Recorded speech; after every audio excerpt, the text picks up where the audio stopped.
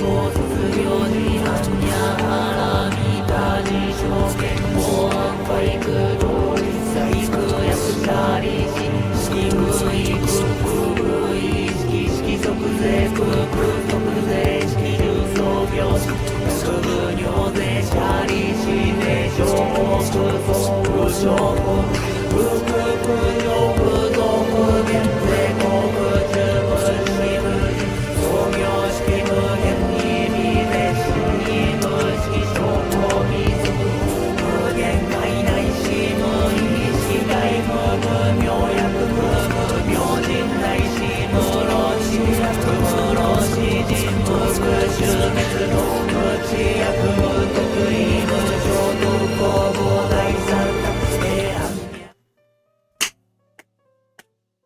And welcome, ladies and gentlemen, to GeekWatch, a subsidiary of the monastery, the open bar of the internet.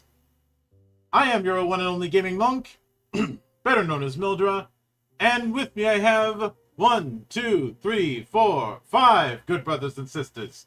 Ha ha ha ha. And if you listen close, you can hear Biggie getting excited in the distance because someone said 5. I can only count to 4. I'm not doing the song. But We wouldn't ask you to. After all, you win so many of those bad Irish tenor concerts. I don't win them, I get thrown out of them. Same Okay. thing. That's how the winner leaves. But we have from right to left our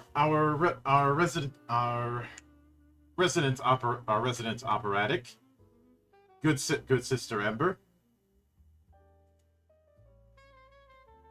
Hello. We have the man who's not a doctor but plays one on TV, good brother Novell. Olo. We have the man who consistently loses in arguments with his own heads, good brother Hydra. Disclaimer, I have nothing to do with Marvel's Hydra. And the man guiding you through all of your VTubers and giving seals to all of your anime, good brother John. Hello, good to be back here again. And the man of 1,000 runes, the CEO of Zadari Enterprises, and the bane of my fucking existence, good brother Xanatrix. Zadari Enterprises would like to remind you that we can't be a black company because we exist in a dimension without light. Your move, motherfuckers. But wouldn't that by necessity make it black? Oh. Black is the absence of color, but not light.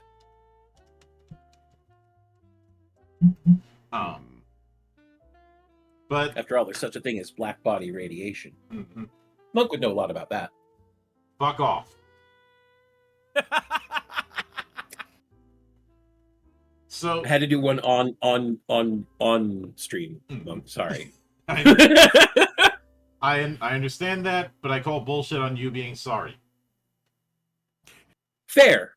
and to take a leaf from our erstwhile Leighton Fig friend, I'll drink to that. So we've already done. We are no stranger to putting VTuber agencies' feet to the fire on GeekWatch. We've done it multiple times. We've done it repeatedly to one particular agency during their particular dramas. And I spoke after the last time where we did this, where we mainly focused on the smaller or mid-major teams that were going down in flames around that time, left and right. Wachter, how are you doing? Oh wait, you're dead. Yeah. He's dead, Jim. God damn it, Jim! I'm a doctor, not a miracle worker. It is high time that we gave the bigger agencies their time in the sun. And before I hand it off to John for a bit of the preamble, I know I've said this in the last few times we've done this, but I want to make this explicitly clear. I am not a drama tuber. This is not a drama channel. Despite what some may think over certain incidents, this is by no means a drama channel.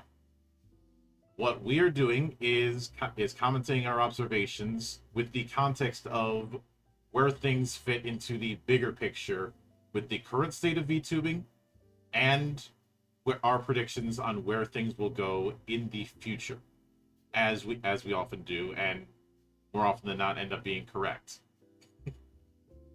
As John ended up saying last night during a conversation while we were watching SummerSlam, I don't try to claim that I'm always right. It just happens. Yeah, it tends to work in your favor not more often than not. I think that happens to all of us at this point. Being Yeah. part of the monastery just gives us preternatural, some might even say divinely inspired knowledge. So, We're on a mission from God, monk. yes. By the way, I hate Illinois Nazis. Goddamn Illinois Nazis. But as far as covering this, we're about 100 miles to Chicago. We got a full tank of gas. It's dark, and we're wearing sunglasses. Hit it. So with that in mind, I will hand it off to you, John, for the preamble proper.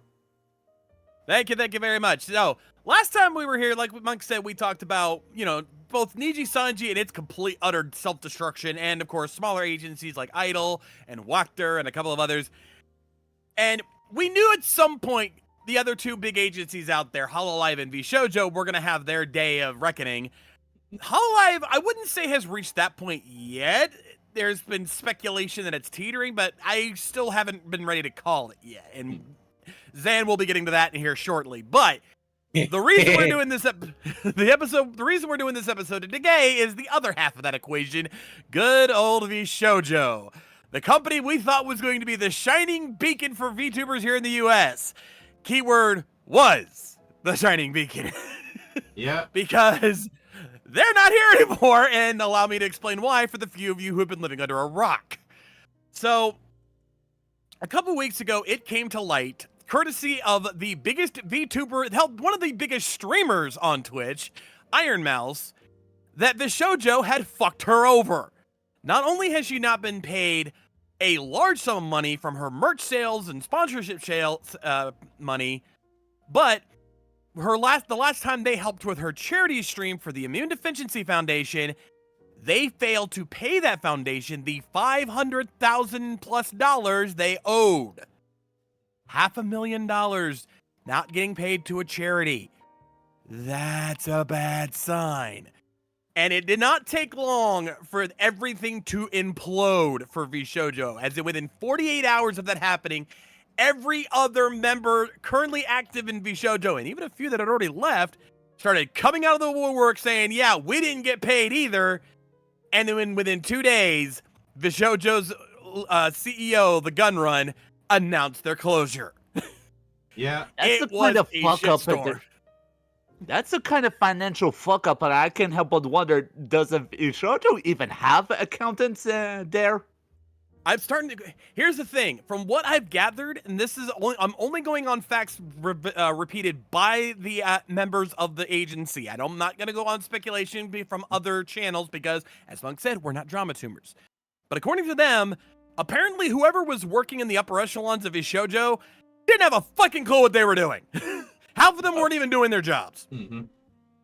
On top of that, with what was in the actual announcement Gun Run made, I believe I distinctly said that, for me, this has gone beyond incompetence almost to intent in my mind.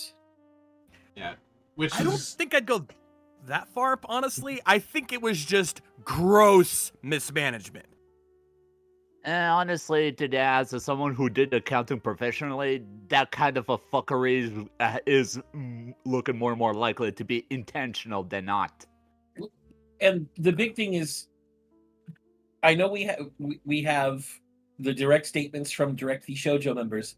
We also have statements from people who were going to be vShoujo members, such as Camilla and made mint about their experience. I mean, Camilla just got cold-shouldered in the end, even though she passed literally all 3 rounds of interviews. And she, right now there's a lot of things we don't know because this is going to court. There is going to be a court case somewhere. So a lot of stuff is held to for legal reasons, as everybody understands. And if the extent of what's being hidden compared to what everybody can say is so much worse, there is intent somewhere in this. Whether it's with Gunrun himself or with someone else in the chain is what we have to determine. But there's definitely intent somewhere. Okay, now that I can agree. I don't think Gunrun was the cause, but I think he was just there. I think Hanlon's razor comes in. Yeah, better to assume stupidity than malice. Yes. Yeah, but I would in apply terms of a certain anyone, nickname to Gunrun that I have used for a certain executive at Disney. Gunrun is narrow. I love the story about Nero fiddling on the roof while Rome burns, but I also am one of those guys who actually is somewhat of a history buff and goes, Nero was neither incompetent nor stupid. He was surrounded by incompetence he couldn't get rid of because of political shenanigans. Yeah, I can see that. But that being said, yeah, like when you hear about and when you think about some of the people that joined vShojo, like Henya the Genius, Michi Mochi V, Matara Khan, K9 Kuro, what they had just gotten out of, only to wind up in another mess that's even worse, you gotta feel for them. I certainly do. Yeah. Oh. Especially Henya. I mean, yes, especially Henya. Henya was fucking inconsolable for I was on the Twitter when Henya was breaking down. I was so fucking pissed. Oh my god. That's how I felt when I found out my girl K-san got fucked over. But boy, she did not hold back. No, you see, K-san you don't have to get pissed off for because she'll get pissed off for herself. Yeah, and I did see the fact that, and I'm pretty sure you're going to the story of how she quit. Oh, yes. Oh, the glorious. She didn't just quit. She brought in the manager/CEO of the vShojo Japanese branch, called his ass out, and then said, fuck you, I'm quitting. Live. Yes, it was great. She gave him no room to escape. And again, this is not his fault. But, because you can tell from the comments he was making, he had no idea how bad things had gotten either. And Mario, which means Mario, thank you for renewing the Acolyte membership. And it says, never underestimate overachieving stupidity. Yeah, that's a good way of putting it. But the manager for the JP branch of vShojo wasn't aware because all the primary management is in the US branch. Yeah. Oh, and a few other people we need to go back and give our apologies to, or at least some other people need to give apologies to, are the 3 that originally quit way back when. You know, say what you will about Nanners, her, Vebe, and Silvervale, they got fucked over too. He's only saying that because of me, because I absolutely hate that bitch. Yeah. Yes. Nanners, I've known since well before she became a VTuber, back when she appealed to the most base instincts of 4chan and then used that to grow a bigger audience and dump the 4chaners. Fuck her. But yes, she left while the getting was good. And Silvervale, holy fuck, poor Silvervale. Yeah. I think one of the more damning things was because I did read off what she had said during her experiences, and one of the more damning things was how vShojo treated her when she got all that shit thrown at her over wanting to play Hogwarts Legacy. The fact that she was hoping that the very least Gunrun would have her back and help her and help console her, help her deal with this, and he completely shut her down. Not only that, like, you're but hurting implied that doing so was setting a, for a bit of paraphrasing, setting a bad example. Yeah.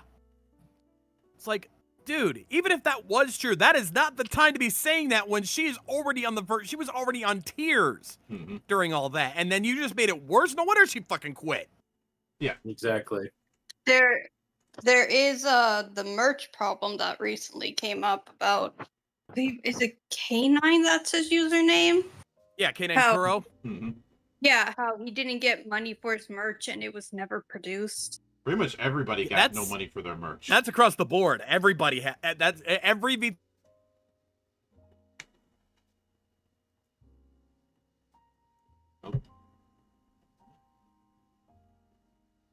That's Jesus. how. And here's the thing that didn't go on for this long before Gunrun realized.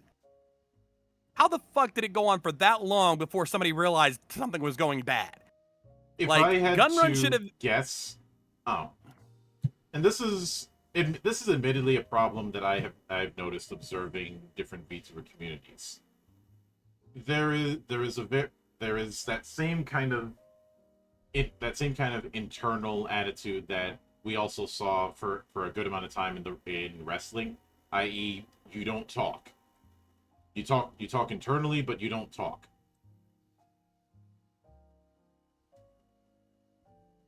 You know, it's for the same reason that you had some of those exposés within the wrestling business over the last 30 or so years.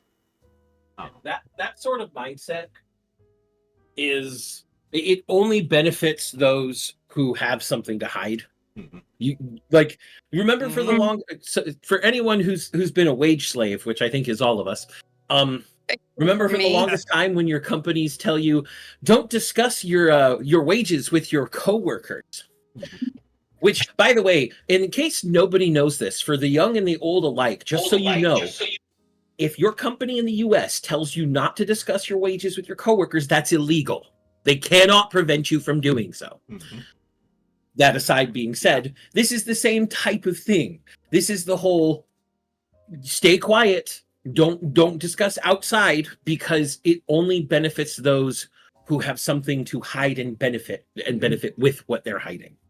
And in this case, they took it a step further because, as revealed, when Nianners, Vebe, and Silvervale left, they were forced to sign very aggressive NDAs, showing that they could not even say one word to their former members, to their former member mates, about anything. Meanwhile, within the company, when they had left, I think Silvervale at the very least had said that there was shit talking against her and some of the others who had left early on by the people in the company, basically to try and damage those relationships. Well, not they only were trying that, to they were trying to pit everyone against each other. Like, why? Why would you do that? Because it works. Okay, so John, I'm gonna ask you why the government pits U.S. citizens against each other, and leave it there. Yeah, no, I see your point. I see what you're getting at. I'm not gonna expand further, but I get it. I still hate it. I still think it's bullshit, but I get it. I hate it too. But the big one that I always saw when Silver left, the clip that always made me heartbroken was I really friends with these people? Are you really friends with people you don't really talk to except for in business meetings anymore? Yeah. She didn't name any names, but because of that super aggressive NDA, I am very sure that was never the intention of the other Vishojo members, and was always the intention of, again, the people from on high trying to keep everybody at each other's throats so that they don't notice what on high is doing. Classic misdirection of every con artist ever. There's also when it comes to the money thing, I think one of the things I remember asking when a lot of this was coming out was, if you're having money problems for that long, why did you spend an assload of money on advertisements in Japan to try and act like you were better than Hololive? So they spent a lot of money doing those advertisements, basically trying to act like they were direct competitors with Hololive, even acting like when they got Case on, that Hololive was somehow doomed. And I would like to point out that Trumpet actually has a really good question here. Why did Silvervale, Vebe, and Yanners sign those NDAs? Why not just leave and tell Gunrun to suck it? Was this before vShojo was just like, you can leave with your IP, no problem, no questions asked? No, that was established from day one. yeah, So then that is a valid question. Why did they choose to sign the NDAs instead of just fucking kick rocks and leave? I would imagine that they were that there was a degree of pressure, and this was something that Andrew Esquire had brought up. That you're dealing with a lot of people who are not legally or business savvy, especially there's a lot of young people who probably have never had to do a full contract or never had a lawyer look over a contract. Or doesn't play enough tabletop RPGs so they understand how rules works. To add to that, it's also been documented that a lot of times vShojo management was trying to convince them not to bring in their own lawyers. They wanted them to do everything themselves. Mm-hmm. And because of the fact that for a lot of them this was either a big break or a first big break, there is a degree of trust that's given. And that trust was abused. What's one of my favorite quotes from Wuxian Shansha these days? You can trust your brothers and family with your life, but when it comes to matters of business, you'd better keep the ledger. Yep. So pretty much. Otherwise, you're setting yourself up for betrayal. Yes, Doc, that's true. No, when someone is not an expert in a thing, contacting an expert about said thing is always the smartest move. If they're like, I don't know shit about fuck about the thing, then you go, well, there's this person who knows all the shits and all the fucks about thing. Better talk to them. Like, there's innumerable amount of ways that somebody could be pressured, and it's not. I don't feel 100% comfortable just saying, oh, they should have told Gunrun to eat ass, because it's easy for us to say that from an outside perspective, but when you're in that moment and dealing with all those different pressures and thinking, well, if I just have to do this one little thing and then I'll be able to pursue this dream I've had for years, the foundation begins to crack. I'm not playing apologism. Hindsight's always 20/20 for us. Yeah, I'm not playing apologism. I'm just noting full context. Yeah. I mean, Crystal, even our good friend Cure, points out that someone calls some YouTube lawyer people. It's like, well, Legal Mindset has kind of been on top of this stuff since the Niji shit was going down, and he's been trying to help other agencies with their contracts. Wasn't vShojo one of the ones he was trying to help at one point? Yeah, and I do know. My guess is that didn't go through. Yeah, I think he also, and it was through that he ended up getting a early version of a contract. I know he had one with an early version of a contract with Niji Sanji, an outdated one. I'm not sure if he got a similar one with vShojo, but I remember when that first wave of departures happened. I had said, and I talked with you about this, Zan, that there was that a big concern was going to be retaining of talent. Then afterwards, they launched a whole Japanese branch, which I suppose had been somewhat cursed because of the fact that one of the early members would be a headache and a half. No, oh God, she is the psycho crash out queen. That is what I call her these days. Yes. Yeah.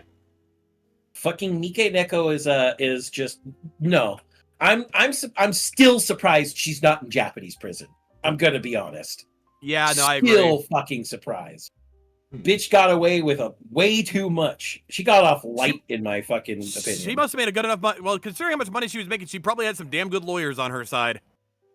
Though I consider the victory that she got to be a Pyrrhic one. Well, yes, that's why I'm saying when she finally got her just desserts in that whole fucking hullabaloo about things she lied about and the whole thing, she got off very lucky. Only having to pay money and make an apology and not go to fucking prison. Kidding me? Yeah. Mhm. Yeah, I know, Cure. We don't need a TLDR on Mike Neko / Nazuna / No, I think we've been over that. Yeah. / Rushia. That crazy bitch can stay in the crazy bitch pile. But the point is that I think at the time I had felt that okay, they took a hit, but maybe they're turning things around. But And at the time, that's what it looked like. Yeah, that was the general mindset from everybody. Was like, okay, yeah, that's not great, but you know, they're not long after Henya shows up. Then freaking, you know, Keisan, Nazuna, all these other people started popping in. Like, okay, it seems like they're not doing too bad. This isn't a big deal. We can work with this. And then of course, you know, they kept growing after that too. You know, Haruka came in, Amalie came in. These are much later, obviously, but yeah, they kept experiencing growth without further loss. So Yeah. to us, the health of the company was doing better. Sure, they bled out a few talents that were pretty big, but at the time we had no indication of foul play, and it was just, oh, these three want to do their own thing again. Let them go do their own thing again. And now they're getting other talents coming in. So at the time, all indications, all things that the public could see were company's still good. People still want to be part of that company. Fair game. and Yeah, it wasn't until like this last couple of months when suddenly Matara Khan drops, Giga drops, Zentreya drops. That's when a lot of us were already starting to perk eyes of like, okay, something's going on here. Well, It seems a little sus. Well, and the big thing is, out of those three, the one that was most impactful to me was Giga. Giga had only been in there for less than a year. Because Giga joined mid-2024. Yeah. And I was like, wait, Giga just joined. Why is she leaving? Matara leaving, I mean, Matara was already once bitten. If nobody knows at this point, and I don't know why you wouldn't know, she was Fox Mom over in Niji Sanji. I don't know why anybody wouldn't know at this point, because apparently the idea of past lives being known is no longer taboo, but mentioning them in chat is still taboo, and people still follow that rule. I really like that. Yes. After all, nobody's given Saba shit about having once been Gura. But it's not like she was being subtle about it either. She was pretty obvious of who she was talking about, like her and Kuro, when they talked about their past lives. They weren't exactly being subtle about it. Oh, I know. I know that both Matara and Kuro were talking about past lives in Niji. But Matara leaving was a case of once bitten, twice shy in my mind. I'm like, oh, maybe she's just really skittish about still being part of a corpo potentially, and just wanted to do her own thing and felt that was safer. That's what went on in my head. With Giga, that was the big one for me. I was like, what the fuck? Zen going off to do her own almost made sense to me. Like, Zen loves VShoujo, but Zen's big, and being part of a corpo can be somewhat restricting. We'll get to that. So I was thinking maybe Zen just wants to do more and can't, and so she left. Here's where I have to argue that point, because Zen was one of the biggest ones to go to bat for VShoujo 9 times out of 10. And she was the one that was constantly made it seem like she was excited about being part of VShoujo, loved the group, and never gave off an impression that she wanted to do her own thing. She was happy where she was. So her leaving, being one of the OGs that backed up VShoujo a lot, that to me was like, wait a minute, why is she leaving? What's going on? I can see that logic behind it. Trust me. I do agree with that logic behind it. My mindset that I'm explaining is just, there's that possibility, but I don't want to be doomer pilled. I don't want to be black pilled. I just wanted to be the guy who takes the most cautious rationale, and the most cautious rationale to me in there was, maybe as much as she loves VShoujo, as much as she loves being there's something constricting her true creative vision, and now she wants to really do that. Well, we found out that the black pill needed to be taken anyway after Iron Mouse dropped. No. You see, after Iron Mouse dropped, that black pill's no longer a black pill. It turned red. Yeah, fair enough. Fair enough. Yeah, We just had to wash off the paint a bit. That's all. Yeah, that day, like, holy crap, the internet exploded. And imploded. Like, the internet exploded. VShojo imploded. I think it's Because- interesting. A real explosion actually explodes, implodes, and explodes again because of how air pressure works. So Yeah, there you go. But yeah, like internet following suit. and like because Iron Mouse was one of the founders of VShojo along with Zentreya, and she was the one that benefited the most from VShojo's help with everything she's done. Yeah, sure, a lot of that is her own merit. We're not even gonna get into that. But you know that VShojo's influence helped her a lot. And that's what makes it that much sadder that they fucked her over like this. Well, there seemed to be this implication in some of this stuff that came out that some people in the management side of things felt that they were entitled to the talents, i.e., we made you what you are, so be grateful. That was the attitude I saw in a lot of the material. Well, I love it when a talent management company of any type starts getting that mindset, because that's when that talent company is going to fail. A talent company finds and yes helps promote talents, absolutely, especially smaller talents becoming bigger. But a talent only grows if they are, well, by nature of the fucking word, talented. Mm-hmm. Yeah. See, you could make that argument for Hololive or Niji Sanji because most of their talent is homegrown. Sure, some of them have a past where they started out strong, but a lot of those talents didn't. But with VShojo, most of these talents were already really successful coming in. I mean, fucking Amelie, for fuck's sake. Do I even need to mention her accolades over the years? The only if thing I'm being she's honest, bad at is technology. Yeah. she's always been. Hey, Cure, Scuff go queen. ahead, say the line. But She's called the Scuff Queen for a reason. No, but the point I'm getting at here with Amelie joining VShojo was a head scratcher for me.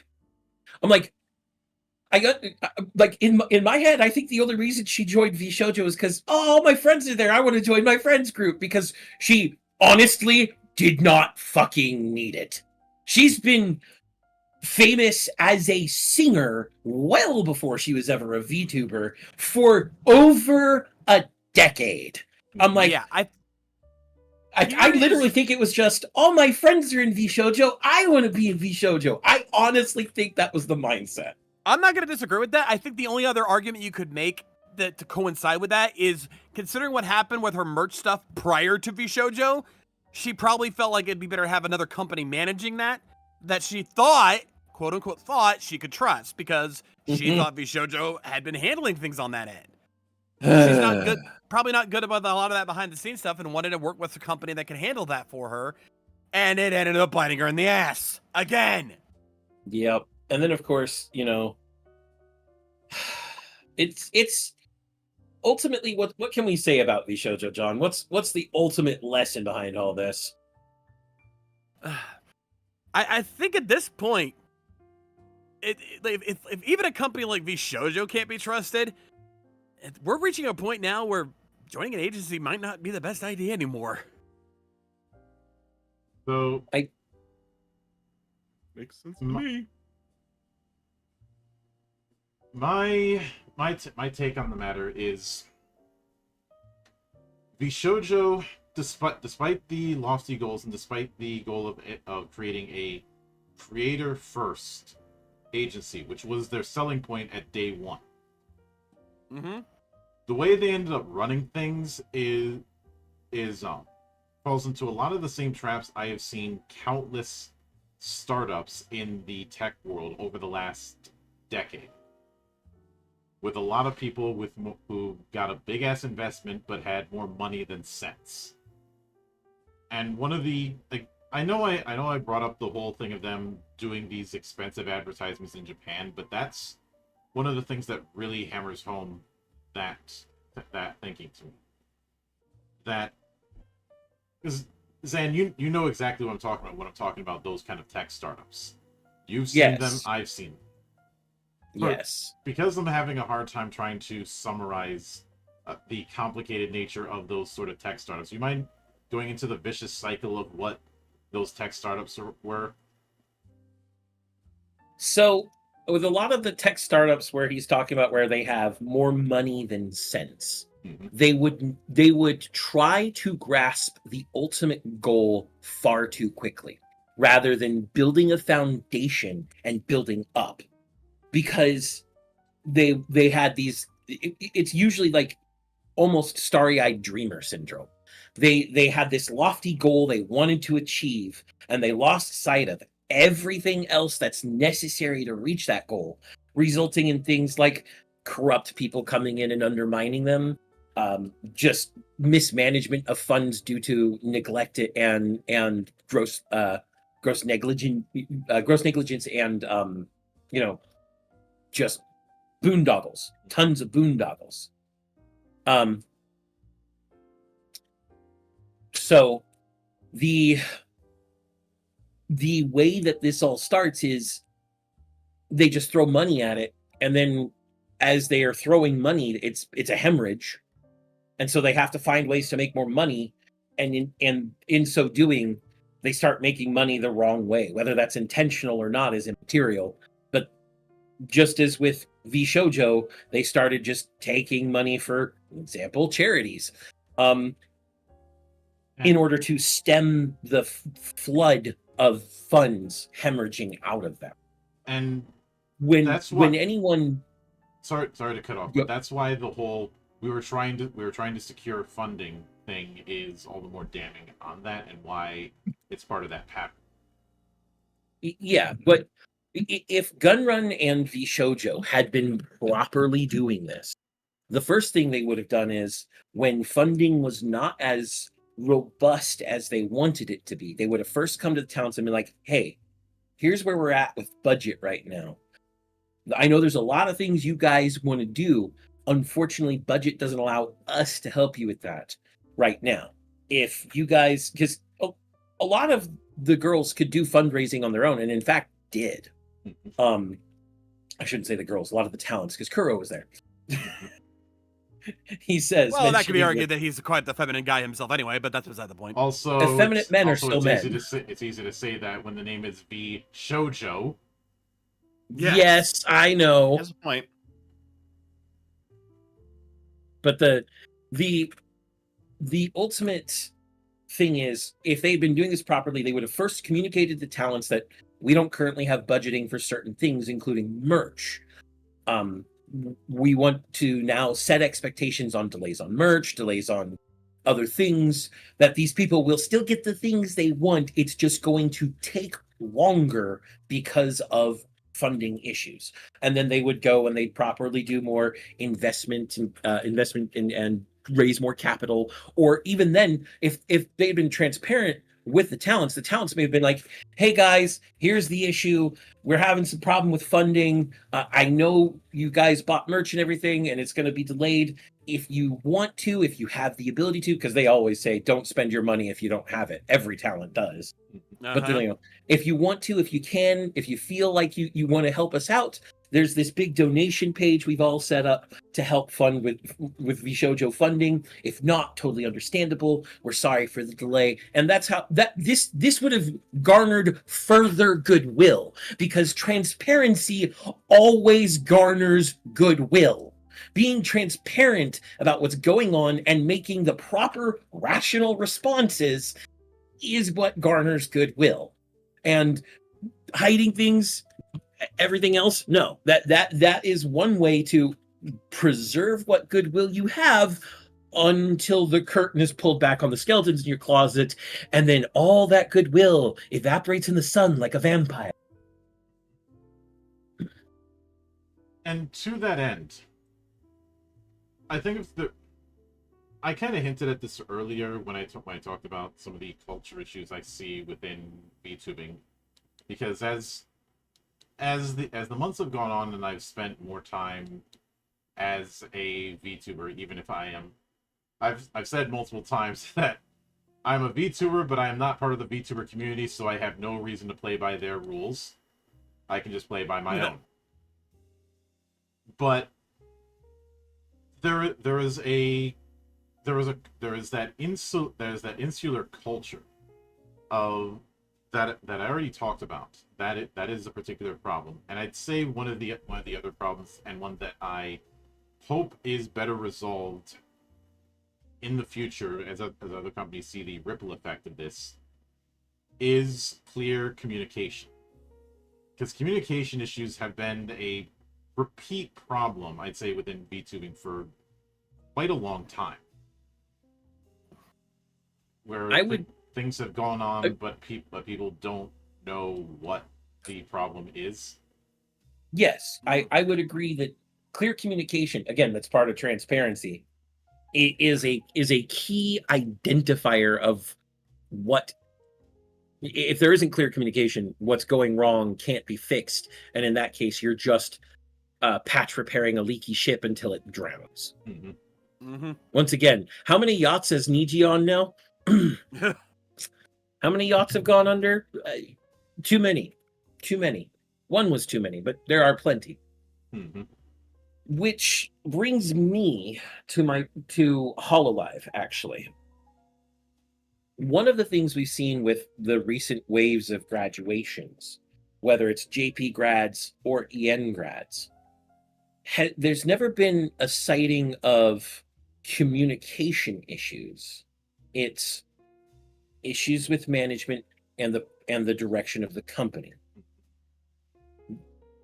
And I've seen a lot of people after the VShojo incident talking like Hololive is next, that it must be a black company underneath all of that glitz and glamour, that there's something wrong. I didn't have the full context at the time, and I remember when I first started seeing that, and one comment I made got me ran out of a discussion group where I said, is that the case, or do you need it to be the case? Yeah, and ultimately, the way I look at it is this. Once again, we have to take this on in the proper manner. There's no indication of wrongdoing on Hololive's side. Yes, they've lost some of their biggest names in the last few years, some of their most popular names in the last few years, especially on the EN side. But when people make the comparison between VShojo and Hololive, my first thing is VShojo is an American corporation. Hololive is a Japanese corporation. Just because they're both corporations doesn't mean that they both have the same issues. If you want to make a better comparison, compare Hololive to Sanji. It's very clear that Yago is very invested and wants his talents to succeed and wants them to succeed in the ways that the company can help them succeed. Whereas Rick Tazumi just wanted the talents to make him money. Yeah. That's the first big comparison. The second one is corporate culture between Japan and America is infinitely different. Yes. There is such a difference between how Japanese corporations run their business culture versus American corporations. Making the comparison between Hololive and VShojo, I said at one point, is like comparing apples to asparagus because they both start with the letter A. and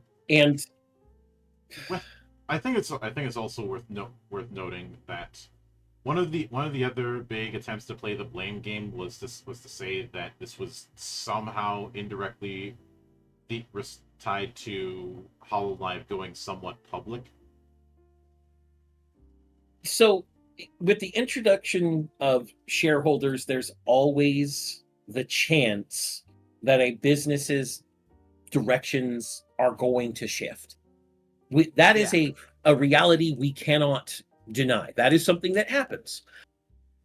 If the shareholders are in some way, whether directly or indirectly, whether in small part or big, responsible for Hololive's interest shifting into being more idol-like, which I'm going to point out, Yago has always said he wanted Hololive to be a fucking idol company. I don't know where people are thinking that this is new. And in fact, the girls back in the day, especially on the JP side, have made constant jokes about, oh, look, there's Yago's idol dreams dying again. Especially Marine. Marine. Oh, God. Yeah, well, But- for obvious reasons. But the point is, them shifting to doing more dancing, more shows, more live. I mean, even though it's projected VTuber models on a stage, it's still a live performance. Moving to this more very active, very and high level entertainment venue style. It's a natural progression. They've been doing their yearly shows since the beginning, and now they're doing more and more shows, more and more collaborations. This just progressed, and there are some girls, I'm sure, in Hololive, and some guys in Hololive Holostars technically, who would have been less inclined towards the more active part of the idol lifestyle and really just wanted to do the whole, I kind of just want to stream and do stuff part of things. And actually, I'm going to compliment that with, like, look at the people who left Hololive, especially on the inside. You notice the three names I put up, the three faces I put up on my splash screen. Yep. Millie Watson, Gura, and Fauna. Yeah, Ame, Gura, and Fauna. Those three never came off as singers to me. They were, especially Ame and Gura, those two were streamers. Straight up streamers. I think could Ame sing. outright said that she was encouraged to, when she realized that she was going to have to sing, she ended up taking singing lessons shortly after she started. Well, and Yeah. From the beginning, yes, Ame and Gura are very definitely streamers. Gura had a talent for singing. Anyone who doesn't believe me, just go watch all her stuff as Senzawa. Yes, we can acknowledge that Senzawa and Gura are the same now.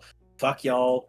But Ame, even back, like, she acknowledged that when she started, she was not very good at singing. And I'm going to be honest, you could hear that she was struggling with singing. Mm-hmm. She got better as the years went on. She got damn good. But beginning, she had some trouble. And that's, if it's something that she didn't really want to pay that much effort into in the end, it makes sense why she said, I don't think this gig is for me. Thank you for everything. I love you guys, and left.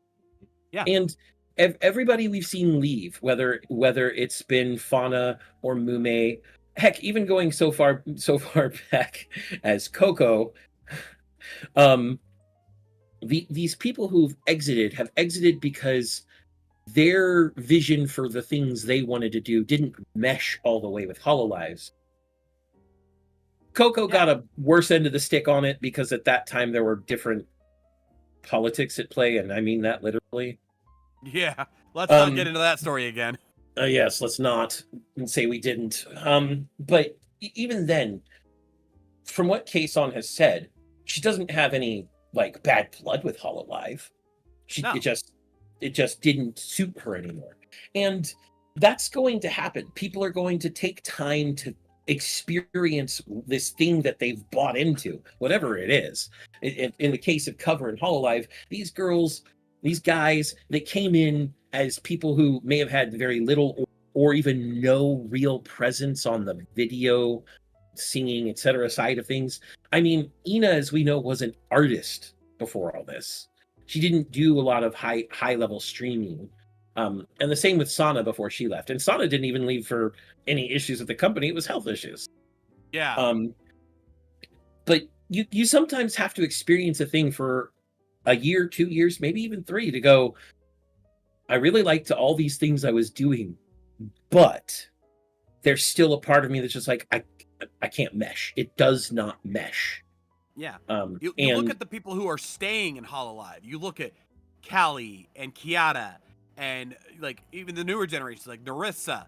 Those are people who love to sing. They even in their past lives, they have had a singing career behind them. And they're not leaving, and they have no indication that they're leaving.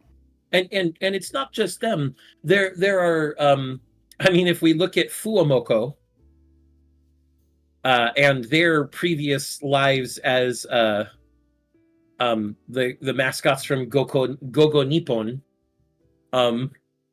they're entertainers. They have a stage presence. If we look at Bay, whose past live, for those of you who don't know, and I don't know how you don't know, America Belrose, again, a very, very much an entertainer as a streamer. They have this, whether they want it to be a stage presence or not, they have the stage presence and they lean into it naturally.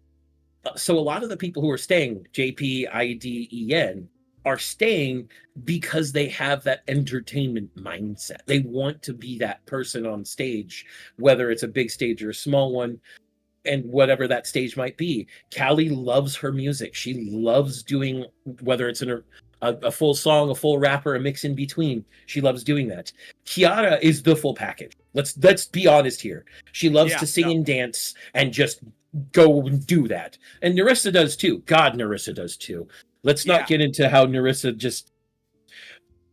When we talk about parasocial issues, we usually blame the fans. I'm blaming Narissa for her parasocial issues. That bitch fucking...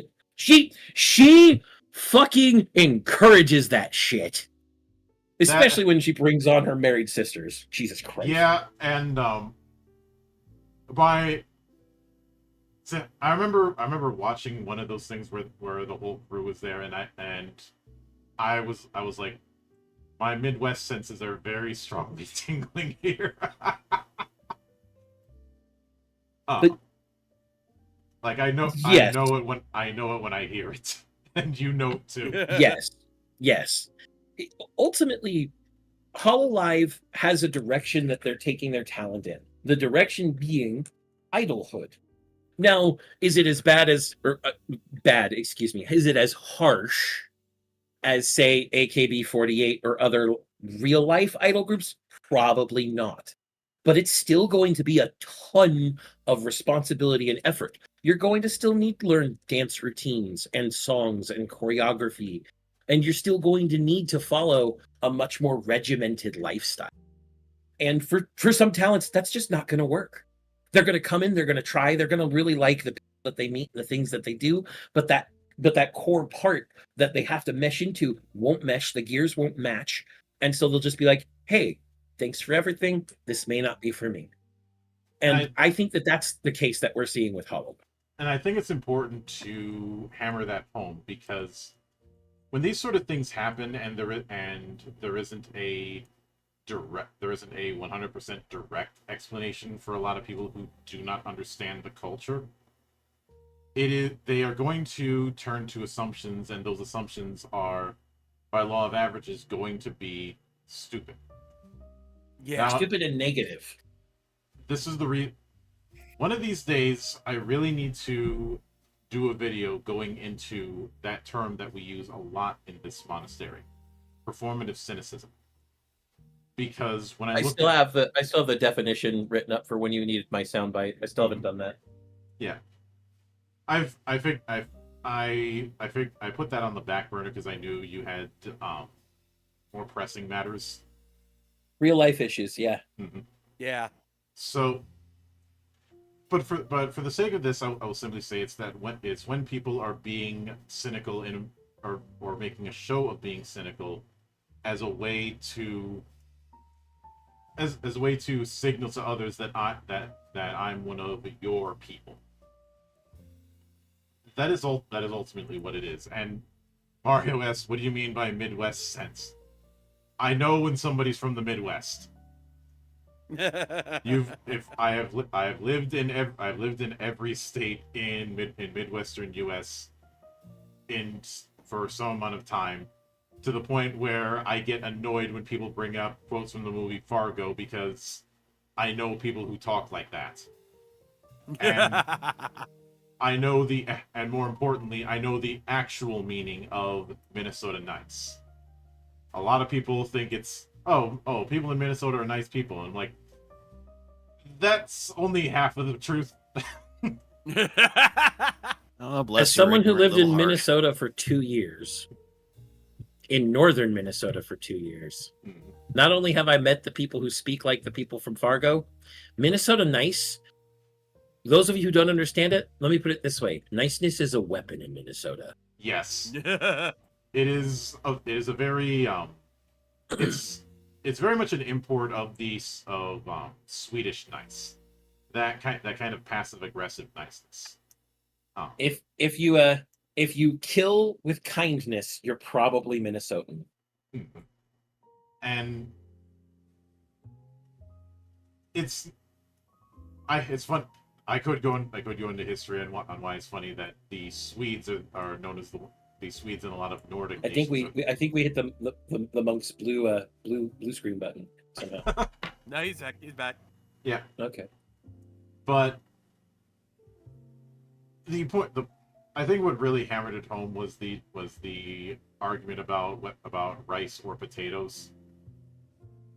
That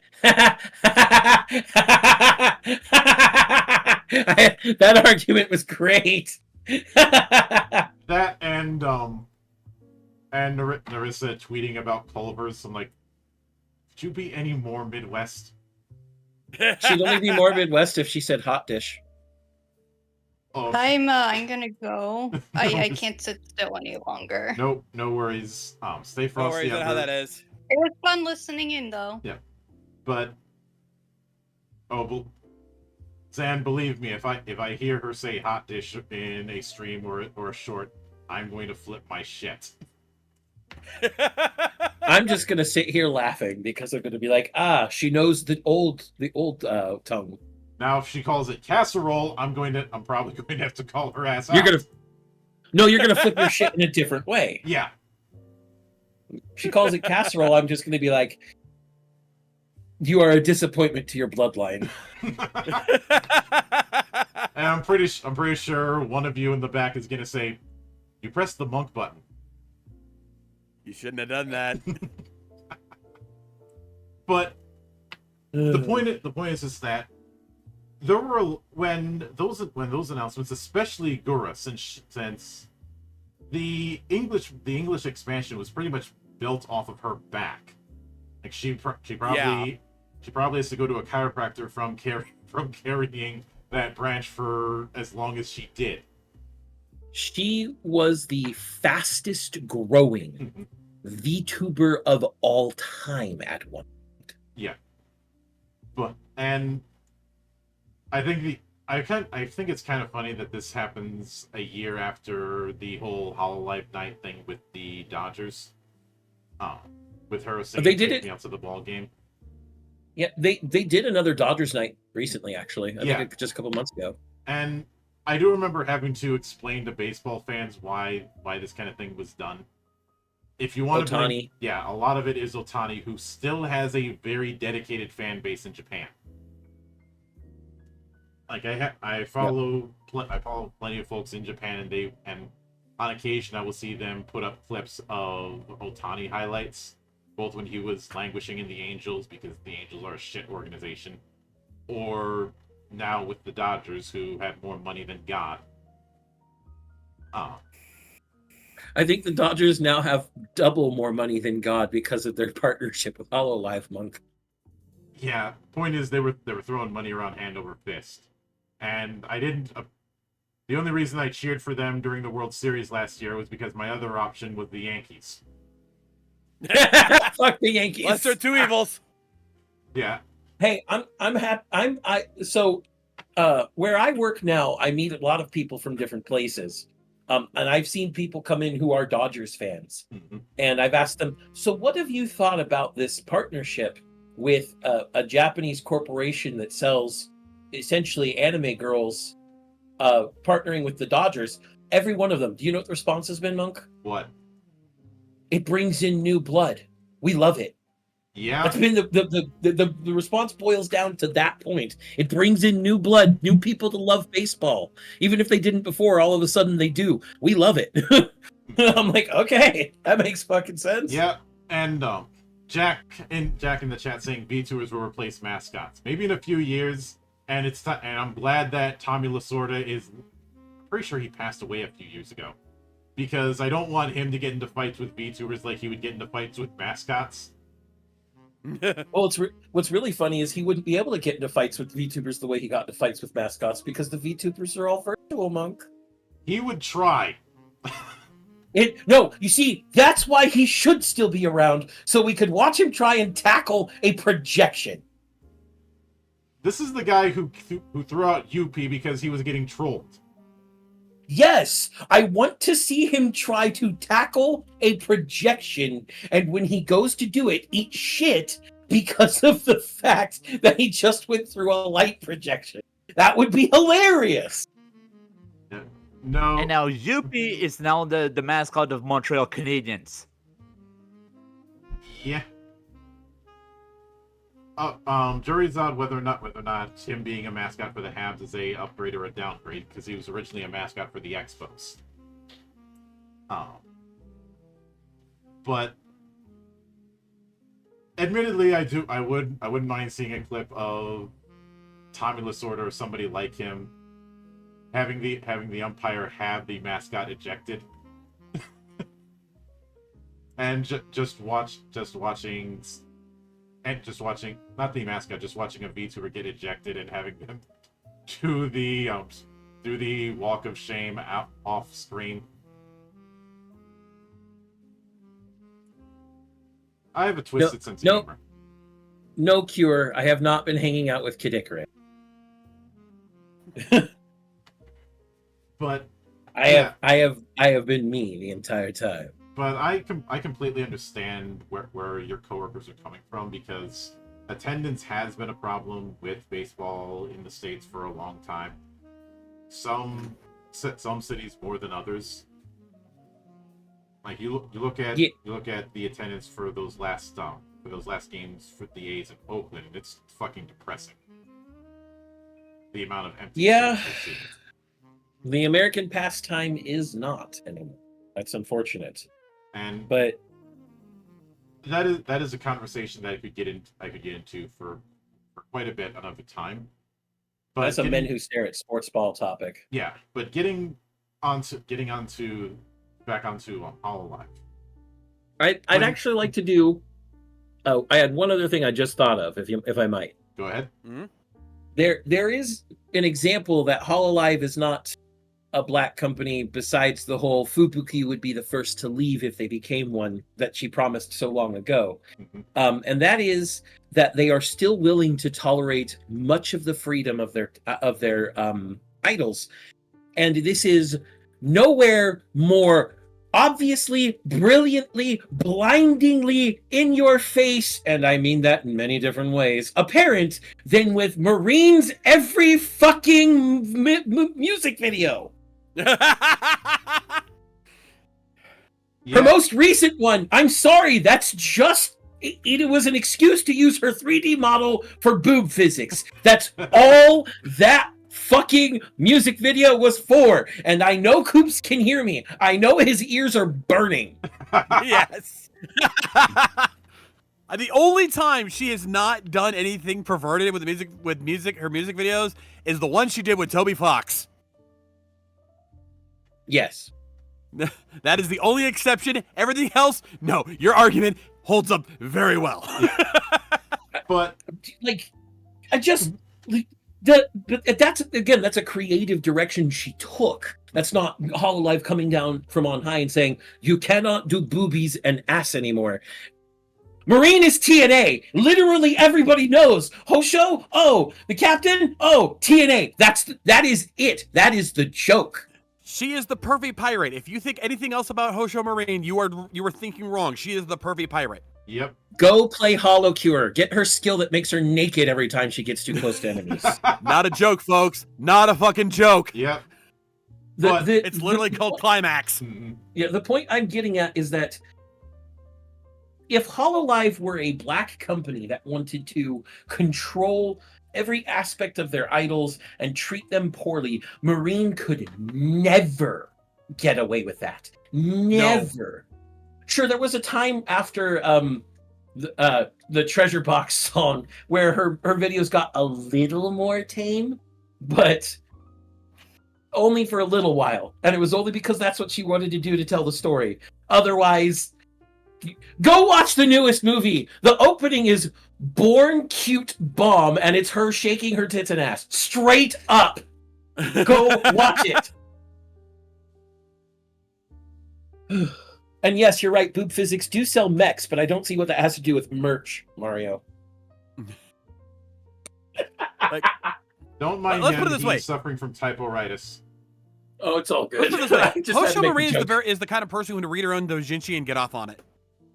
I was want was to going meet to say this that woman. she would be someone who would read her own doujinshi and complain that it's too tame. Yes. Which In fact, I'm pretty sure she would get off best with the gangbang with the fans dojins that she has. And there are several of them. I've found them. Not by looking for them. I just came across them. I'm also quite certain that that I would pay good money for her to do some sort of collaboration with Yoko Taro. No. Just to see what chaos He- ensues. He likes girls, Monk, so there'd be no problem, and the chaos would be glorious. And Maybe he should just get her to voice one of his main characters in his game. yeah, we'd probably also do a gag of Yoko Taro having other things besides candy bars in that helmet. We know that he keeps candy bars in there in case he gets hungry. And it's not like those kind of collaborations haven't happened before. I mean, hell, freaking Usada Bakura showed up in the freaking latest Death Stranding game, for fuck's sake. Mm-hmm. Echo. Yeah,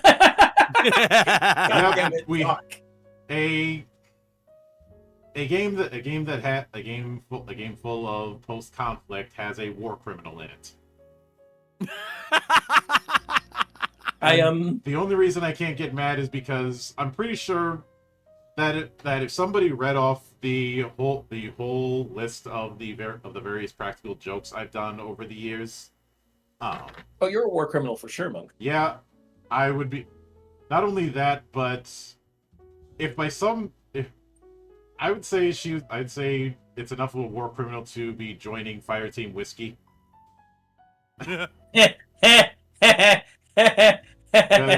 Oh, Don't mind the distant screaming. That happens all the time. It's Victory's sweet odor, which smells just like war crimes. yes. But, Tex would be proud. but Cure, I have to say, Super Sentai having a VTuber cameo is not as surprising as Death Stranding, the post-apocalyptic was once a delivery simulator.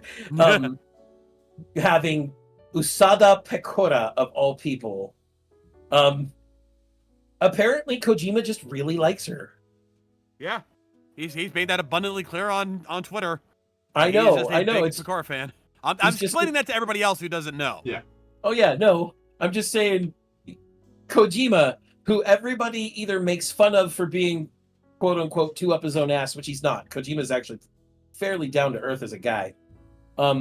Who just really likes movies and likes to make things that that are like the things he likes. And people don't seem to realize that that's not him being pretentious. This guy who likes movies, has been making video games for years that are semi-movies in their own right, a cinematic masterpiece in many cases.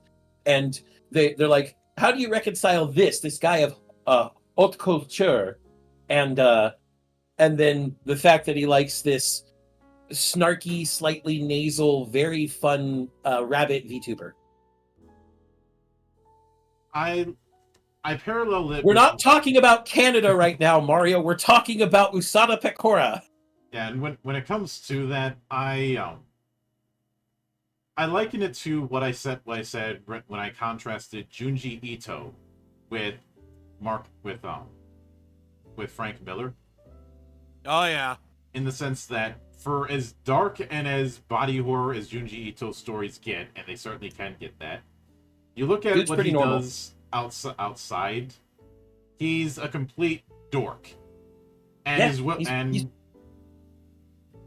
he did an entire comic making fun of himself about how scared he was of his wife's cats. I have dubbed this the Junji Ito effect. When you have someone who's known for very dark, very serious, very gritty stuff, who's actually just a lovable dork in real life and is the sweetest person you'll ever meet. Yeah, I've met plenty of singers and like from metal bands who are complete fucking nerds outside of their personas. Yes. So,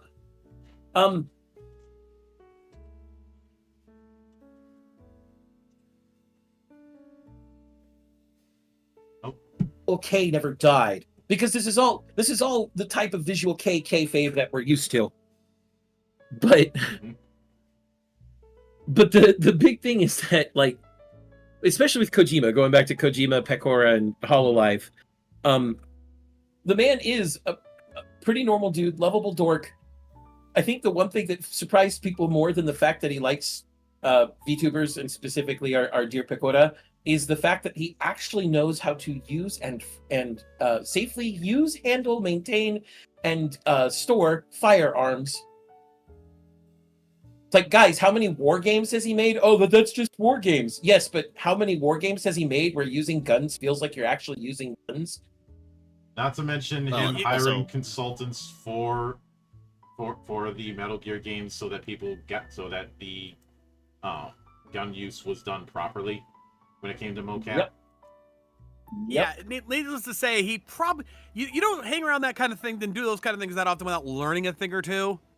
Well, he comes to the U.S. to go to shooting ranges. Yeah. Well, also consider that this is the same guy that has Naked Snake nerding out over a gun in Metal Gear Solid 3. Yes. Going into very much detail over the gun's aspects. And the things that give you no tactical advantage whatsoever.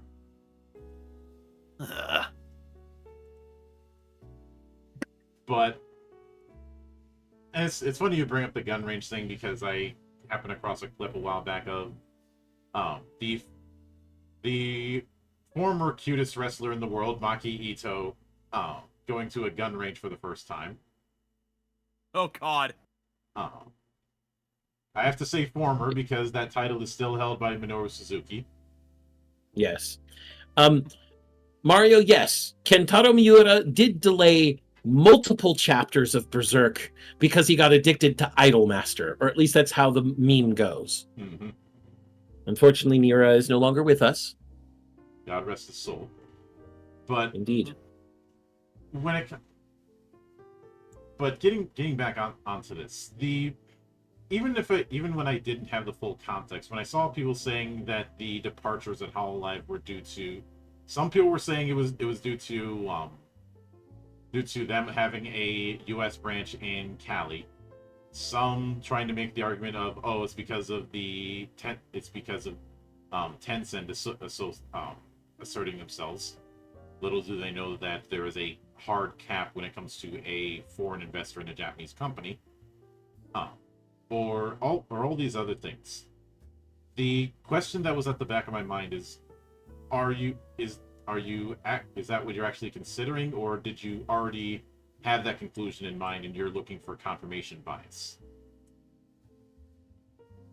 And because of that, when it comes to, I think a lot of people who would claim, because of recent events, that Hololive is a black company are only saying that because they've only just been exposed to the term black company. Whereas the people at this round table are very familiar with how low a black company can go. Yeah, we are happy to call Niji Sanji a black company because the evidence is pretty fucking apparent. And Bishojo has become a black company at this point, though they're more of a dead company. Yeah. Point still stands. It is funny that when a lot of the exoduses happened with Bishojo, I ended up paralleling it with the All Japan Exodus in 2000. But then it got worse. Yeah, because at least All Japan somewhat survived. Keyword somewhat. Ultimately, Black company is not meant to be a hyperbolic term such as how people tend to be using it. Black company is a very serious term that means a company which exceptionally and majorly exploits their employees through multiple harsh means. In traditional salaryman settings, this is mandatory overtime hours, the inability to leave the building during certain projects. So you'd be sleeping in your desk. Pay raises being exceptionally rare, if at all. Benefits being dangled like a carrot on the end of a stick. These are all things that you would see in a black company. Hidden trap clauses in contracts and things of that nature. Black companies are actually not a very common thing in Japan anymore because Japan was very concerned with karoshi, or essentially suicide by overwork. Death by overwork is what it stands for, but it got so bad at one point in the mid 80s to early 90s that Japan went on a widespread legislative change tour, and in so doing made it much harder to even be a black company and remain profitable. So in the end, black company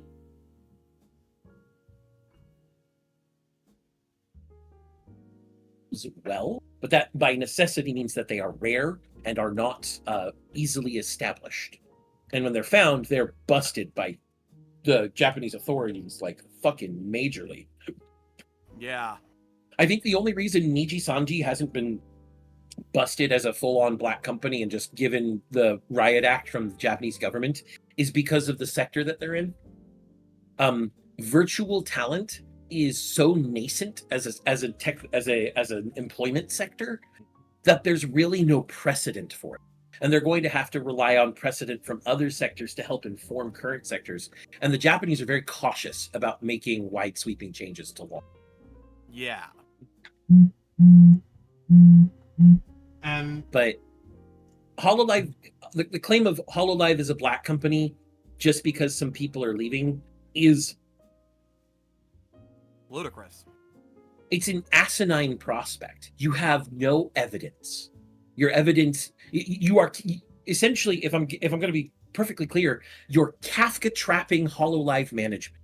You're saying that the people leaving with no evidence is evidence that they are leaving because of bad things.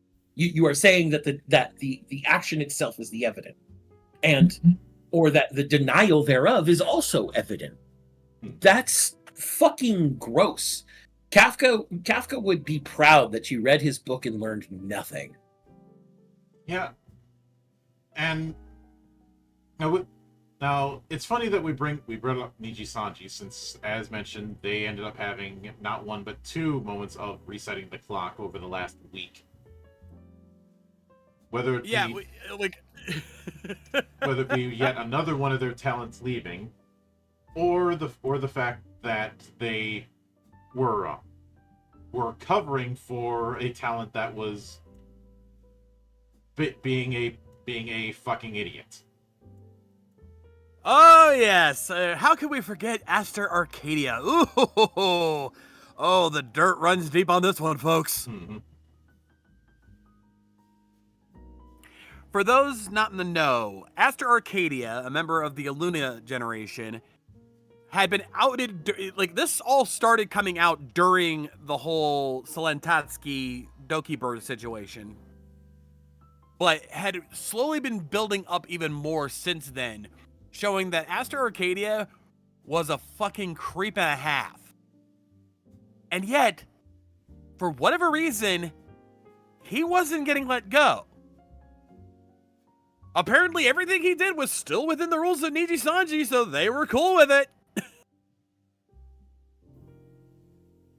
Yep, and eventually they mutually parted ways. instead, but it was not referred to as a graduation or even a firing. No. Which indicated to a lot of people that even on his way out, they were still trying to cover for him. Yeah. And here's the thing. When everything started going down, especially after False ID put out an entire expose video on the whole thing, Niji Sanji's response was they were going to perform an investigation of their own and share with the people the results of that investigation. Guess what still hasn't happened yet?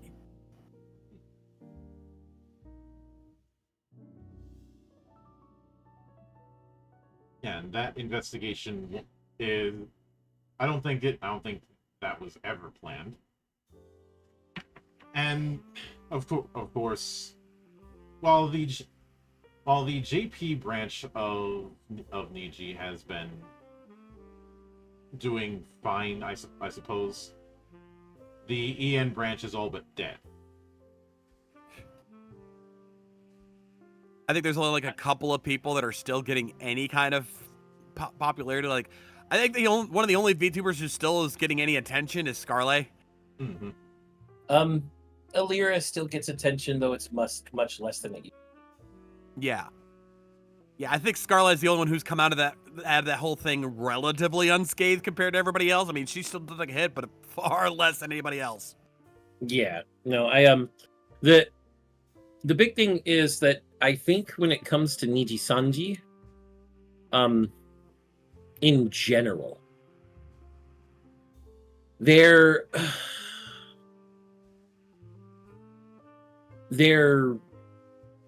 JP members are so, what's the word I'm with? Are so widespread, I guess is the point. Like, if you look at the list of JP members, there's tons of them. That whether they're doing well or not, they all essentially overshadow each other. Like, very few of them you even hear about anymore because attention is split between so many of them. Like, at most, I tend to hear about Tsukino Mito still. Because, well, JP girl making funny haha jokes about sex all the time kind of just is a hit for everybody. Yeah. But I'm looking at this list of current Niji Sanji JP members. I don't know probably 2/3 of these names. It was the problem I had with Niji Sanji when I first started looking into this company, was they were a quantity over quality mindset. They even gave it a cute name, calling it the shotgun approach. Which is what it is. Yeah, but we can see, even looking over, the same case is even happening over on the EN side. They have fucking 30 people on EN. Mm-hmm. Still there, I should say. A bunch have left, obviously. Mm-hmm. But, I mean, they still have names that I still hear, I should say, in a positive light. I should also preface. Rosemi, Scarlet, and I think those are the only two I hear in a positive light anymore. People I still hear about in a negative light. Fucking Vox Akuma and Uki Violeta and Luca Kaneshiro and fucking need I go on? No. Yeah, no. I don't know why there might be no sound, Mario. It might be on your end.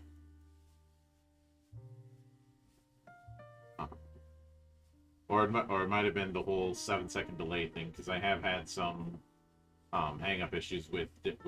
Well, it also looks like he's logged into a different account. Yeah.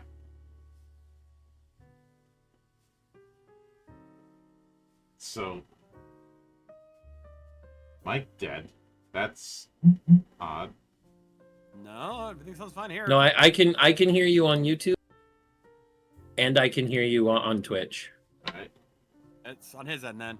Mhm.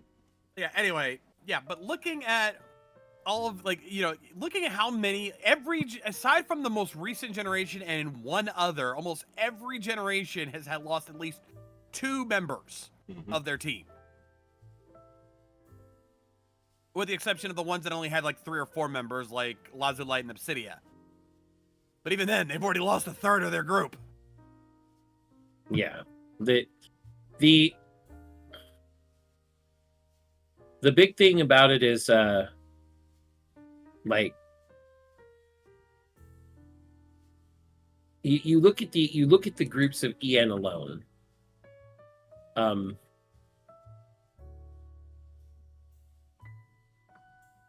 Ooh, Triple T already lost 2 members. Mhm. Yep. I remember when Victoria Brightshield left too. Yeah, the only group besides the most recent one that still has all of its members is Crisis. And I have a feeling that won't last.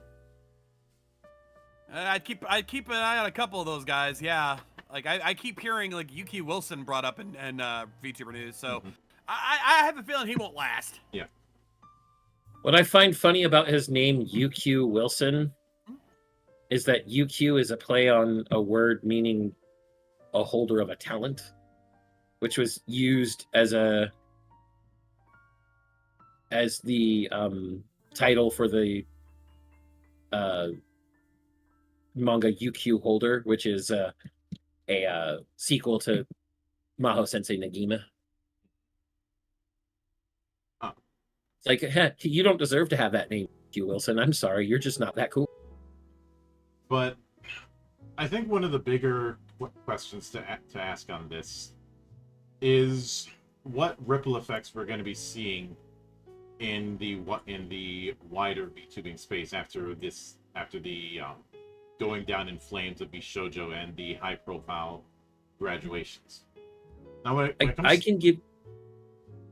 Go ahead. I feel like the ripple effect with Bishoujo's collapse will be far more of a splash than the graduations of the other agencies. So, Bishoujo is going to have the largest splash simply because it had the largest impact. They got rid of an entire corpo. But the Hololive graduations are still reverberating even after Gura's come back as Saba. They're still reverberating. What I think we'll see is a broad 3 strokes approach. When it comes to JP corpos and JP VTubers and JP VTubing groups, I don't think we'll see a huge change. Cover and Hololive are still going to be fairly stable, and they're going to bring in talent at a judicial pace. We saw that after Hollow X came out, Hololive was like, wait a minute, do you think we've been coming out with generations a bit too quickly? And they slowed down significantly. It took some time for Regloss to come out. It took some time for later EN groups to come out. We saw Hololive make that active decision to be like, let's slow down how fast we're releasing new talent. Yeah. And this has resulted in my opinion, better audience retention for them, for one, and also has resulted in more defined talent. Like, I have, even up to Regloss and even parts of Hollow Stars, I know these people fairly well. The one I'm least familiar with is, I guess, the newest group, Flow Glow. Yeah. Like I think they just came out. Yeah, like July 9th. They are brand spanking. But it took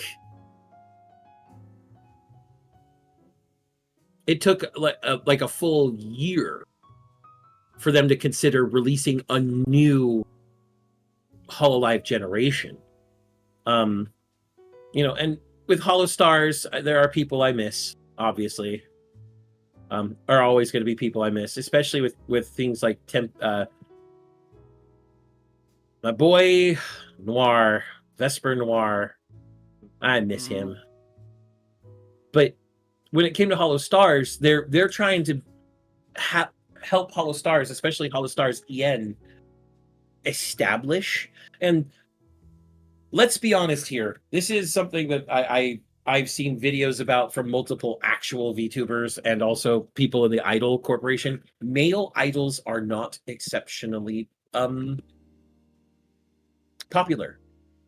Like, for example, the VTuber Sayu, he's popular for reasons other than being a VTuber. Let's be honest there. And so are many of the many of the men in HoloStars and HoloStars EN. But at least HoloLive is trying to give them a platform and keep them established on a foundation, trying to keep them relevant with like the stories that they have behind how the groups come together and what their overarching world like. Because I love that they have world building behind these generations and such. But they're definitely trying to keep things very measured. And because of that, their influence in larger corporate VTubing after all of this is going to be HoloLive takes a quality approach. They take the approach of measured releases and of making sure someone is established.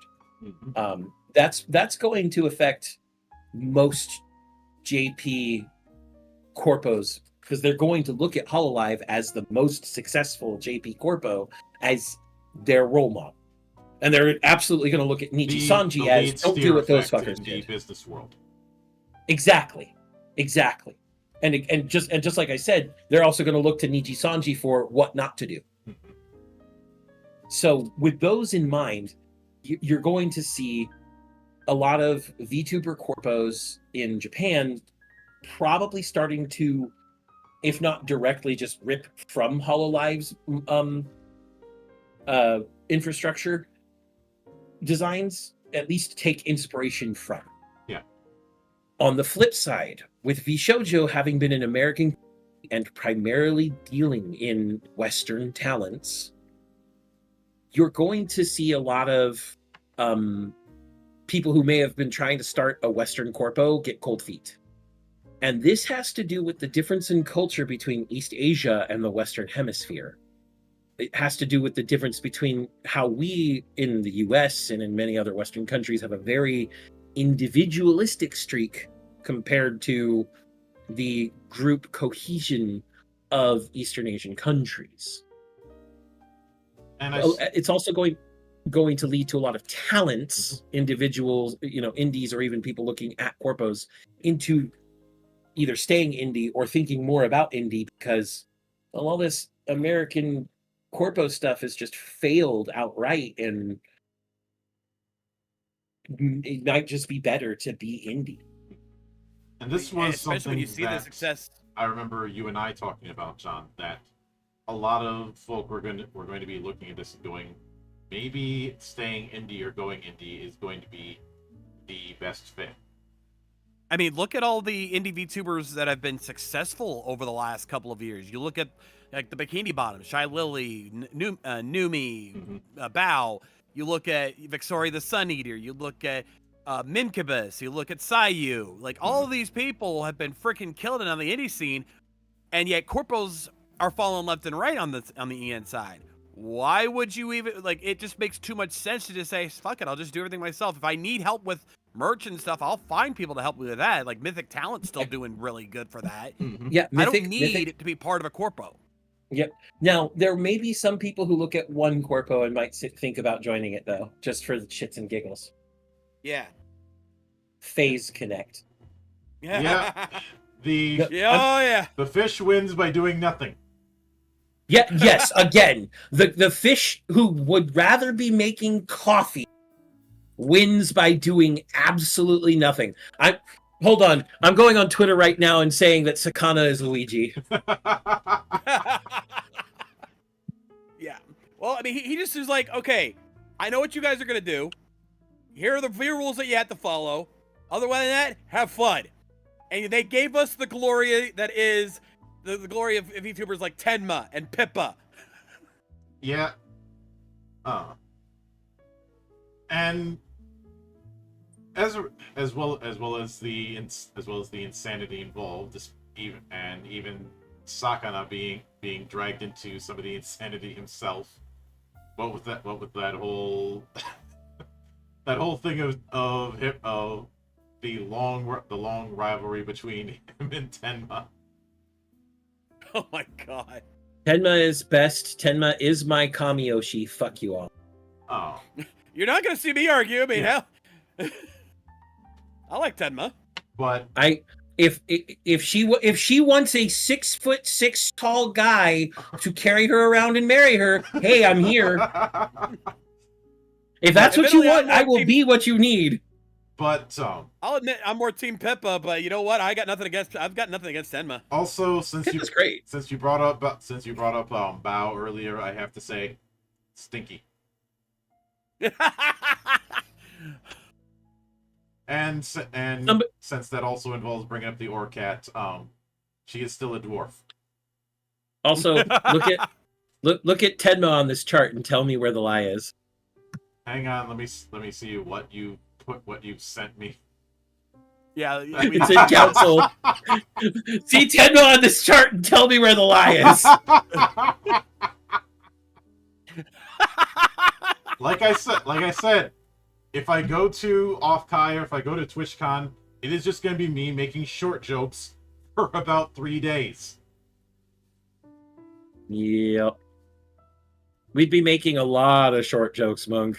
It'd be us walking into a panel and me pulling a Nappa voice going, "Look, Vegeta, more short people." God damn it, Nappa. Don't tell me small! I'll break down your feet and stick them on your head!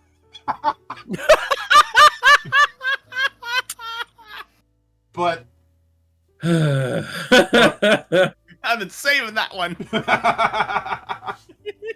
but when it comes, and I will note this.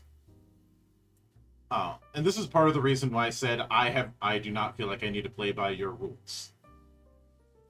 A long time ago, I was shopping about what agencies I'd like to join if the opportunity came, and somebody who was being a complete asshole on this, and I won't name names, outright said to me that there is no place in VTubing for doing a tabletop focus.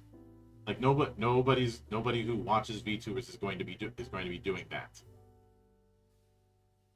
And around that time, I had said, "All right, if that's how it's going to be, well, bye." And I left. And By the way, there's my tweet to Sakana. I have stated that while I am a VTuber, and come the 27th, I will have been a VTuber for 1 calendar year. I do not consider myself part of any larger community or anything like that. I do my own thing, and I have done so for going on 11 years now. Yeah. Also, I'd like to argue and make an argument to that other person. If VTubers and tabletop don't get along, how did Callie get away with DMing a game on HoloLive streams? I think the mindset that he was having is that someone who focuses on tabletop has no place, which is still bullshit. I'm still gonna call bullshit on that for that. Oh yeah. And I think obviously there's been plenty who do, and I will admit I am getting tired of the fact that I have to explain to people I cover tabletop. I don't focus on D&D. But I've resolved the fact that that's just something I'm gonna have to deal with, especially if I'm using platforms like Voop to talk to a bunch of VTubers.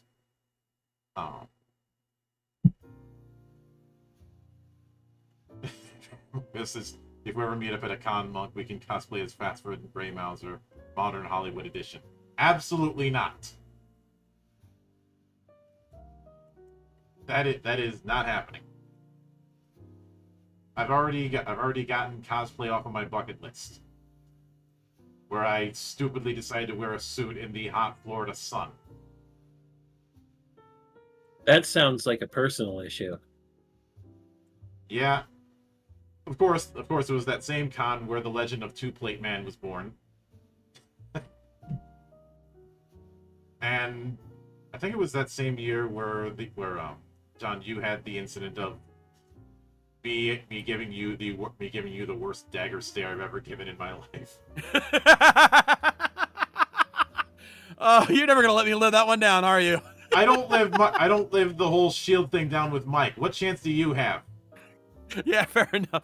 For those who need context, it was that day I finally realized what the WotC was when it came to fuck the WotC, and when I voiced that out loud, I even said at the time, I'm like, Monk, you're gonna fucking kill me. Because I knew as soon as I said it, he was gonna give me that look.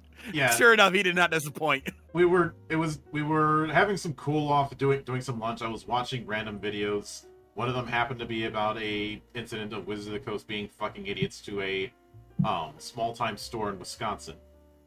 And he ends up saying that, and I end up stopping and just do the slow turn to him. Yeah. I'm like, I'd been using Fuck the WotC, which was a play off of Fuck the Nick channel, for about 4 months. I had been using that. And it thing was only regularly. at that point that I finally realized what he was saying. I'm like, and it was like, Monk, you're gonna look at me like I'm a fucking idiot right now. And I swear I saw your soul leave your body at that moment. Yeah, I think it did. But Dow in the chat says, okay, I have to jump in at that one. As someone who almost exclusively wears dress clothes out of the house and lives in Florida, I feel your pain there. Oh, Dow, what the? As a fellow Floridian, what the fuck, dude? So let me once again posit this. That sounds like a personal issue. Yeah. I actually tried to see if I could get a white suit to help the issue, but the tailor was having none of it. He thought it was trying to cosplay as Michael Jackson or something. Well, I mean, considering the fact the way he moves in that one scene in, yeah, no, that tracks. Mm-hmm.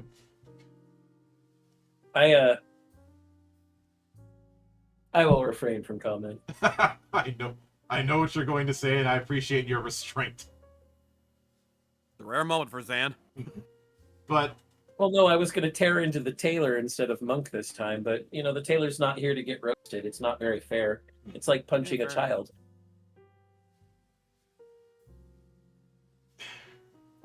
yes. Yeah, but enough about Jason.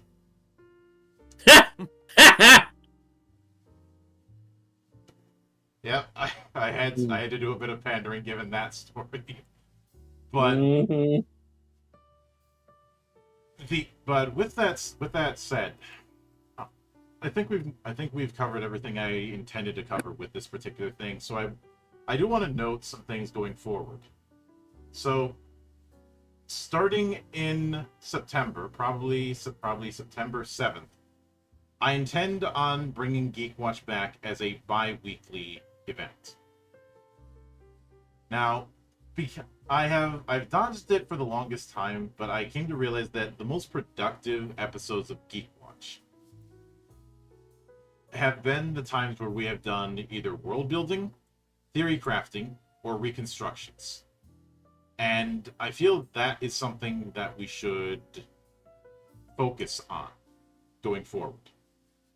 Now, the in-between weeks, and the plan that I have for that is more around focusing on the adaptation stuff I had talked about during the last FF Legends stream about adapting the mainline games and doing that as a live thing. And I'll probably end up extending the invitation to the rest of the crew. But Zan, would you be open to helping out with that? If I can, sure. Mhm. I've got a working AC now, so it should be easier to do stuff on Sundays. Yeah, and I planned on waiting until fall anyways, because I know Indian summers are a thing where you are, but there would be a better chance than zero. The other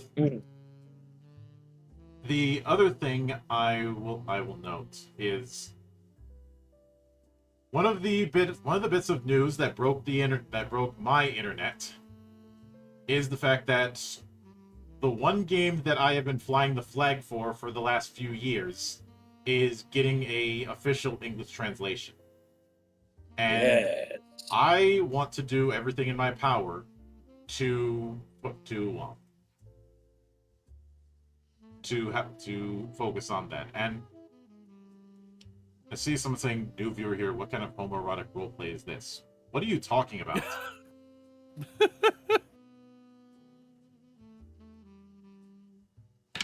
I have no idea. I have no idea where they got that idea. They are trolling, Monk. And you know the rule. Don't feed the trolls. Fair.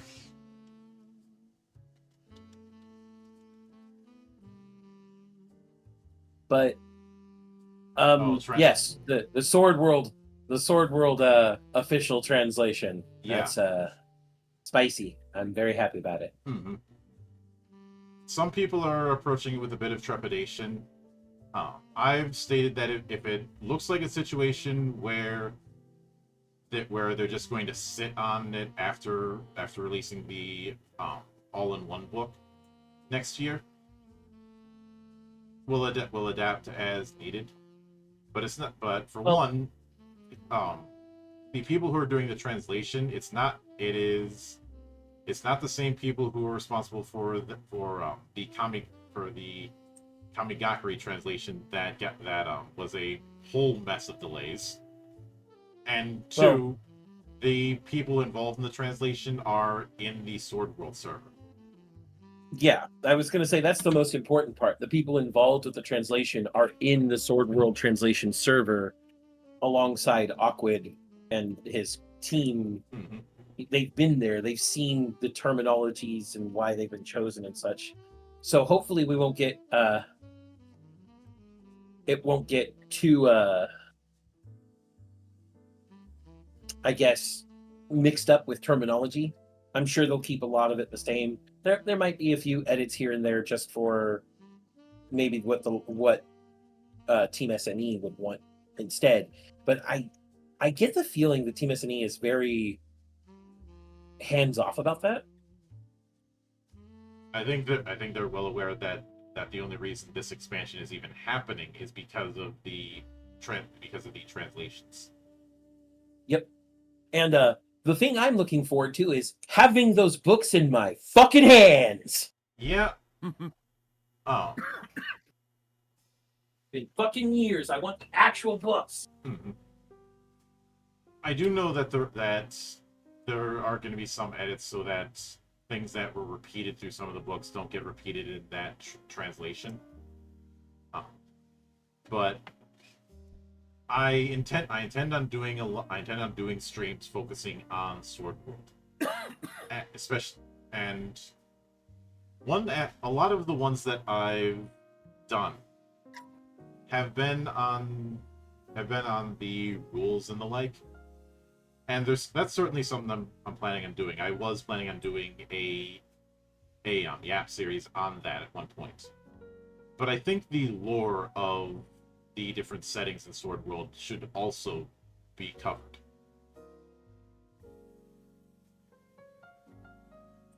Especially since, unlike, say, the world's most litigious role-playing game, it's not it isn't playing halfsies about what kind of fantasy it is or what kind of setting it is.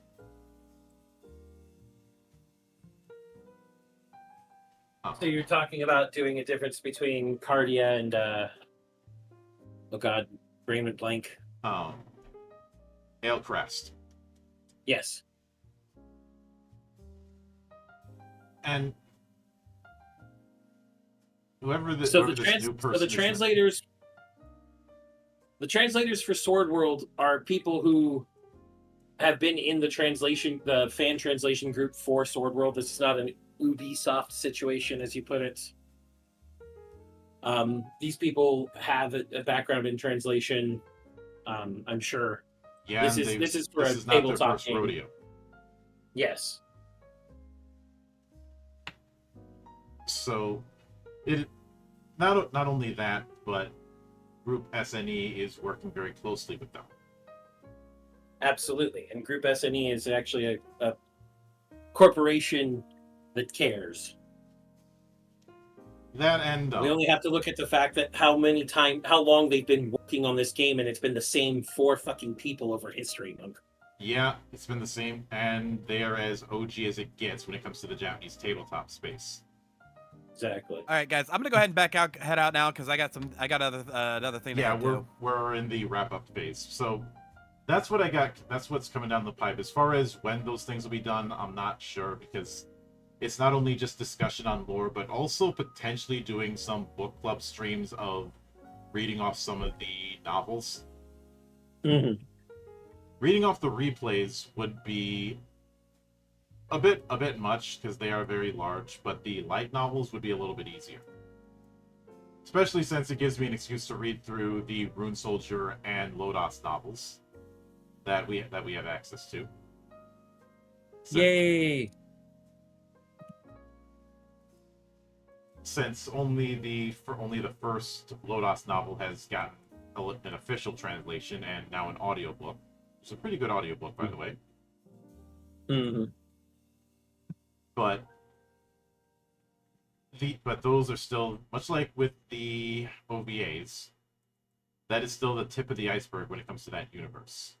And more recently, and I've talked with our good sister Riona about this, there is a beta translation for Sword World PC and Sword World SFC.